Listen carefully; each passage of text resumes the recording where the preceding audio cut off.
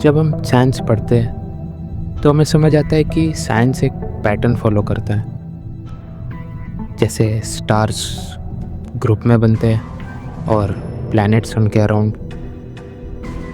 Life भी तभी exist करेगी जब कंडीशंस रिपीट होगी, तो कुछ भी रैंडम नहीं दिखेगा, एक ब्यूटीफुल सा पैटर्न दिखेगा।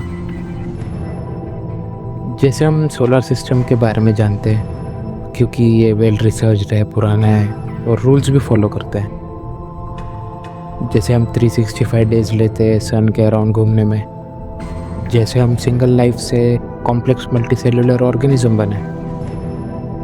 अब यहाँ दो सवाल उठते हैं, अर्थ पर ये सब पैटर्न फॉलो हो रहे हैं, तो क्या है यही पैटर्न कहीं और किसी प्लैनेट पर फॉलो हो रहे हैं, या ये पैटर्न बस अर्थ तक लिमिटेड है?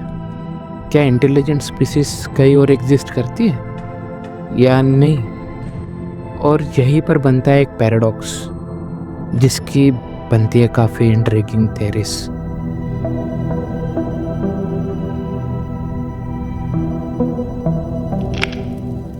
इसी के साथ मुझे एक थ्योरी याद आती है। कुछ थ्योरीज में से ये एक थ्योरी है, वी आर टू अर्ली।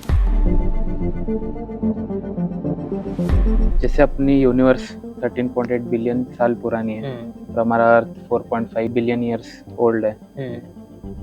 तो अगर ये हम कॉस्मिक स्केल पे देखा जाए तो हमारा ह्यूमन सिविलाइजेशन कुछ 10,000 साल पुराना है और जो इवॉल्व्ड ह्यूमन जो थे वो 3 लाख साल पुराना है।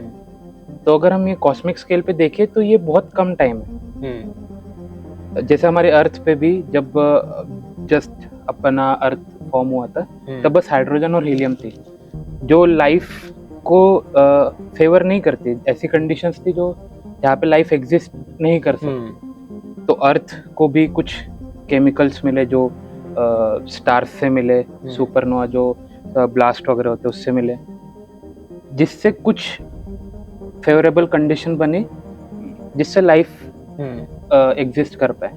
तो टाइम लगा हमें भी इवॉल्व होने में।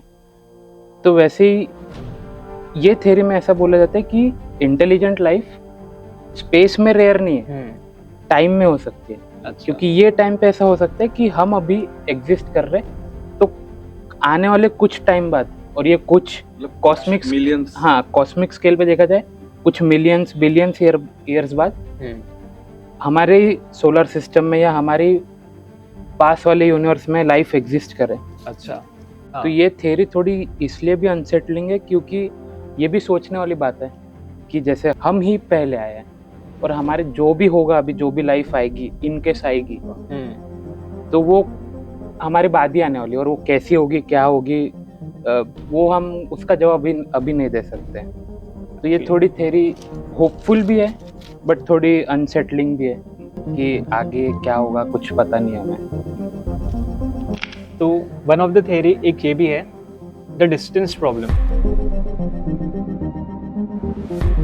ये ऐसा बोलता है कि बस अपने को बाकी और कोई चीज़ों के बारे में नहीं सोचना। अलग लाइफ एग्जिस्ट करती है बट अपने पास इतना फिजिक्स नहीं है जो अपन की लाइट के स्पीड से ट्रैवल कर पाए, वो डिस्टेंस कवर कर पाए। तो अपनी बस ये थ्योरी में लिमिटेशन ये बोलती है कि बस अपन फिजिक्स के मार खा रहे हैं कि अपन वहाँ तक जा नहीं सकते हैं। फॉर एग्जाम्पल, अपने जो सबसे पास का जो स्टार है अल्फा सेंचुरी, ये 4.2 लाइट ईयर्स दूर है। मतलब इफ अपन लाइट की स्पीड से भी ट्रैवल करते हैं तो अपने को वहाँ तक जाने के लिए 4 साल लगेंगे। बट ऐसी कोई टेक्नोलॉजी आई नहीं है। और हो सकता है कि जो एक्स्ट्रा टेरेस्ट्रियल बीइंग्स एलियंस है उनके पास भी ऐसी कोई टेक्नोलॉजी अब तक होगी नहीं कि जो लाइट के स्पीड से ट्रैवल कर सके। तो ये है द डिस्टेंस प्रॉब्लम। जो अभी अपने पास जो एकदम फास्टेस्ट एयरक्राफ्ट है, स्पेसशिप है, अपने को अपने पास के स्टार के लिए जाने के लिए 80,000 साल लगेंगे वो स्पीड से जाने के लिए। तब तक हो सकता है कि अपनी ह्यूमन सिविलाइजेशन ही खत्म हो जाए, अपन एग्जिस्ट ना करे कोई और प्लैनेट तक, स्टार तक जाने के लिए। तो this is the distance problem. मतलब ये थ्योरी ऐसी बोलती है कि एलियंस एग्जिस्ट करते हैं, हाँ, लेकिन अपने पास इतने सुविधाएं नहीं है, रिसोर्सेज नहीं है कि हम वहां तक जा सके, या कम्युनिकेट भी करता है। कम्युनिकेट भी कर पाए। तो ये Exactly. बहुत सारे इसमें रीजंस है। रिसोर्सेज अपने पास कमियां हैं और ऑब्स्टेकल्स ज्यादा। ऑब्स्टेकल्स ज्यादा है, लेकिन ये Yes. थ्योरी बोलते हैं कि एलियंस एग्जिस्ट करते हैं।